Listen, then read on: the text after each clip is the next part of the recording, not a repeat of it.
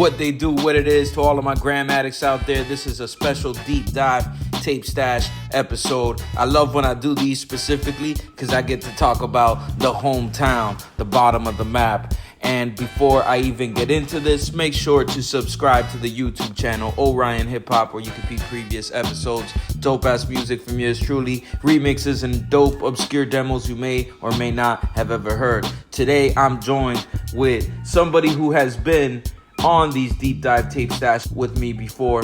The first time I came to his crib, he had some mad gems, the Eminem tape, the Helter Skelter tape, the Beat Nuts tape, and this tape he had, but he didn't have the insert with him, so I made sure to keep note of that, and I decided to do how I do and make one for him as close to the authentic one that it came with initially.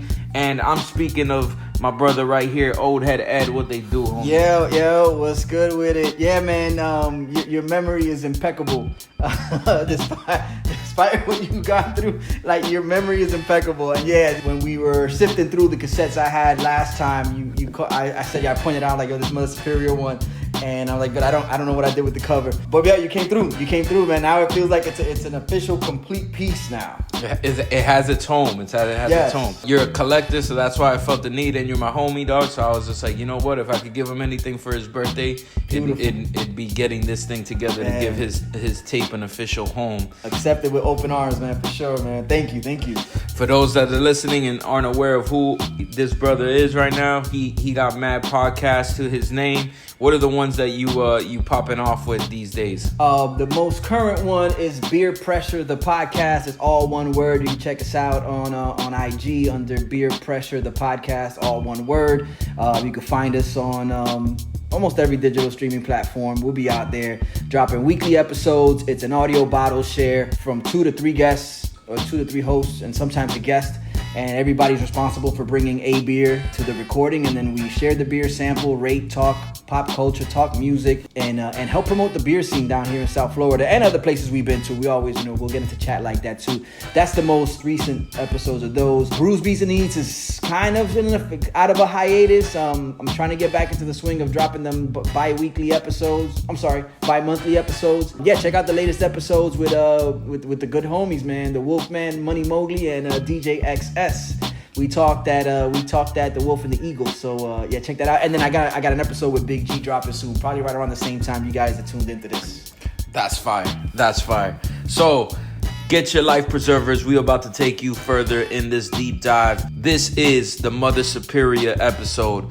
Aside from the fact, this is like synchronicity of perfect timing, because when I decided to do this, it was because of your birthday, right? But then that's actually coinciding with something that's going down this weekend at the Art of Hip Hop Museum in Wynwood. They're going to have a special guest, and none other than Mother Superia is going to be there doing an interview, I believe, with Brimstone live, in front of people. Nice. There's going to be a cypher as well, and I think there might be even a Q&A with Mother Superia. Dope. I've had the privilege of interviewing her myself for my WDDH radio podcast, so I'm going to put a link to that in the description box, so you guys, if you're not aware of who she is, or you are, but would like to know some more history, you can peep that interview. And if you're in the Miami area this Sunday, which is June 22nd, go to the description box on my YouTube, and you could RSVP at the Art of Hip Hop Museum in Wynwood, so you could attend this dope ass event that's gonna go down. Let's get into this tape, bro. You were trying to remember where you got this. Did it come to you now where you got this tape? Yeah, I know you typically ask how one comes across certain music artifacts like this one, and this definitely came years after hearing of Mother Superia and this album dropping. I was able to procure this tape through I think it was an error on the homie Bootleg Smith's behalf. I remember sometime late 99, early 2000, I had hit him up. He was like, yo, shoot me your cassette tapes. I'm going to start putting them on. I'm going to start transferring them over, put them on ROMs and whatnot. And I'm like, cool. I left him with a box of tapes, bro. Like everything else, man, box of tapes, it's like time comes and goes. A year or two later, it's like, yo, I need some help around the house with the AC and whatnot. I'm like, yeah, I pull up, and he goes, oh, by the way, I got that box that you left me with the tapes. I'm like, all right, cool. I just grabbed the box. I don't even open it up to see what's in. I just grab my box of tapes. Bro, and then later on, I find out that I was missing some joints. Now I can't even remember which ones the ones I was missing, but I was missing some of my joints. I was like, yo, where's this tape? Where's that? But I also inherited, and I was like, all right, well, this is just breaking even here. And this is one of the joints that I was able to stumble across, man. I mean, it shows the age on the cassette itself. Letters, some fading on the lettering. But yeah, that's how I stumbled across this one. So it was years after I had heard Mother Superia down in Miami, become familiar with her music, see her perform down in South Beach. So it was quite some time after that I was able to get my hands on this tape. So it wasn't like when you saw the tape, it wasn't like you didn't know who Mother Superia was, because you were already aware of her Correct. from the scene and everything. Yeah. Talk to me a little bit about that. What's the first time you came across her as an Mother MC? Superia. Oh man, so the word was already bubbling around. I want to say this had to be 95, 96 maybe, and it definitely was South Beach. I'm trying to remember the club and what night it was. She performed, and she already had heard the buzz. I mean, there was connections to Redman, there was connections to KRS-One, so the buzz was already out there. Some of my local heroes who DJ down here, they were familiar with it, so they would put me on. Shouts to Classic. So when I actually got to see her perform, I was like, it all makes sense. Like, she's really that dope. She's really that dope. She lived up to the top. Correct. And yeah, man, it was from there where I was like, I'm familiar with the music, and great performances, man. And then, fast forward years later, when you hear EFN mention her and with the likes of like being a female Nas from the South, it's like, yeah, that's exactly what it was. So yeah, man, shouts to Mother Superia, man. Yeah, this is the sampler tape for the album that she was supposed to drop on 4th and Broadway. The album was called Levitation. 4th and Broadway actually signed a lot of like good hip hop. So they had this sampler together, and it has, the notable tracks on it. Most of all, produced by Redman. Had a video out, directed by Jizza. Where You At and Superior Skills, both produced by KRS-One. Both actually feature KRS-One on it. The album Levitation eventually got released because it got shelved, industry, how it is. Yeah. And I know when I had her on the podcast, like, there was a label that was able to, like, reissue it and everything and put it out with all the original tracks. And I like the fact that she opened up her album with Where You At, which is like, if you look at this tape, Where You At is the last song on it. Yeah. And it's like representing where she's from, Miami. And then on the album, it's the first track. Yeah. So I thought that was like pretty interesting. They decided to do that. But it opens up with Superior Skills, produced by KRS-One. Like I mentioned, KRS-One is like on this track as well, like kind of like on the hook and stuff. Yeah. Very 90s vibe. We listened to it real quick before we went. What was your thoughts? Like, yeah, definitely. I mean, it matches the name. It's the Superior Skills. She's flexing on this one. You could hear the skills. The rhyme skills are intact, and yeah, man. So it's a fitting title for sure. The tape itself has, like, it's a sampler, so it's not the whole tracks. Yeah. So I think they could have like done a little bit better on that regard. Like, y'all could have given us some full tracks. It just wasn't a thing back then. Yeah, like, come on, bro. You know what I mean? Like, give me some full tracks here. A little something, yeah. Stickum is her with this Puerto Rican female MC that she gave me the name in my podcast when I interviewed her, but I want to say it's something Poet. But I liked how they went back and forth on it. It's a LES beat, and she also talked to me about how she met LES over there in New York and that whole thing, and even Nas and The Firm, the early ongoings of that, and she could have possibly been involved in The Firm, but then closer to proximity to them cats was Foxy Brown, and the timing of it, of course. It's probably the same reason why certain albums don't get that push initially, and they kind of sit around and then see what they can do to rework them, because it doesn't take much, I imagine, for you to be in an industry meeting and then something really hits the ground running. Another female MC and whatever she's presenting, whatever she's bringing. Right. So the moment that happens, it's easy for a label to go, well, maybe we should get some more of that, and then like we'll put that on the back shelf, on the back burner for now. And so I can see that happening. And you never know, certain managers and publicists with certain relationships with certain producers or whatever, all that plays into this whole thing. It happens to some of the best of them. I mean, look at who was it with Joel Ortiz when he signed to Aftermath.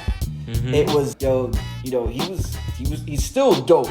And the thing was that, he was waiting for his time, and he was doing the thing. He's like, I'll wait. But it got to the point where he's like, yo, how much longer? And, you can't, it's hard to question Dre's industry mind. You know what I'm saying? It's like, when do you actually stand up and be like, yo, when's this happening?